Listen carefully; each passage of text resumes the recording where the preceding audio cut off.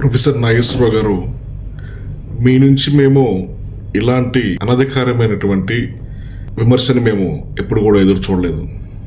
మీరు ఇప్పటివరకు ఒక ఎనాలిసిస్ట్గా, రాజకీయ ఎనలైజర్గా మంచి గుర్తింపు ఉంది. దాన్ని మీరు కేవలం జగన్మోహన్ రెడ్డి పేటీఎం బ్యాచ్ తోటి ఈరోజు మీరు సమానంగా మాట్లాడడం జరిగింది. ఇది కరెక్ట్ కాదండి. ఇప్పుడు వాళ్ళ ముగ్గురు మధ్య సరే పవన్ కళ్యాణ్ గారు, మనోహర్ గారు, అమిత్ షా గారితో కూర్చొని మాట్లాడారని చెప్తున్నారు. అది చూసినట్టు సాక్ష్యాలు ఏమైనా ఉన్నాయా? లేకపోతే అమిత్ షా గారు మీకు ఫోన్ చేసామని చెప్పారా? పవన్ కళ్యాణ్ గారు అడిగారు మీరు ప్రజలందరికీ తెలియజేయండి అని.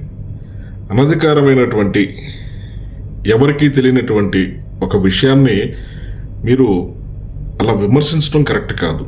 మీ జ్ఞానాన్ని 10 మందికి ఉపయోగించడం కోసం ప్రభుత్వం ఏదైనా తప్పులు చేసిందనుకోండి, వాటి గురించి మాట్లాడండి. సరిదిద్దుకోవడానికి పవన్ కళ్యాణ్ గారు కానీ, చంద్రబాబు నాయుడు గారు కానీ, కూటమి ప్రభుత్వం కానీ ఇప్పుడు కూడా సిద్ధంగా ఉంటుంది. పవన్ కళ్యాణ్ గారు కూటమి ఏర్పడిన తర్వాత ఎన్ని జాతీయ అవార్డులు తీసుకున్నారో మీకు తెలియంది కాదు. అలాగని చెప్పేసి మీరు జగన్మోహన్ రెడ్డి కితాబ్ ఇచ్చి జాకీలతో జగన్మోహన్ రెడ్డిని లేపాల్సినంత అవసరం అయితే లేదు.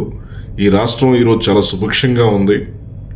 కాబట్టి మీరు మీ విమర్శలు ఏవైతే ఉన్నాయో వాటిని వెంటనే వెనక్కి తీసుకోవాల్సిందిగా జనసేన పార్టీ తరపు నుంచి మేము మిమ్మల్ని కోరుతా ఉన్నాం.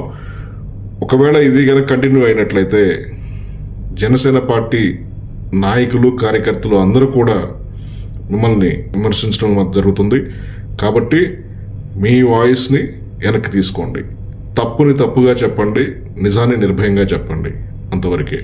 కానీ అబద్ధాలను ప్రజల మీద రుద్ది ప్రభుత్వం మీద విశ్వాసాన్ని పోగొట్టాలని చెప్పేసి మీరు కనుక అనుకున్నట్టయితే మాత్రం అది తీవ్ర ఇబ్బందులకు గురి చేస్తుంది.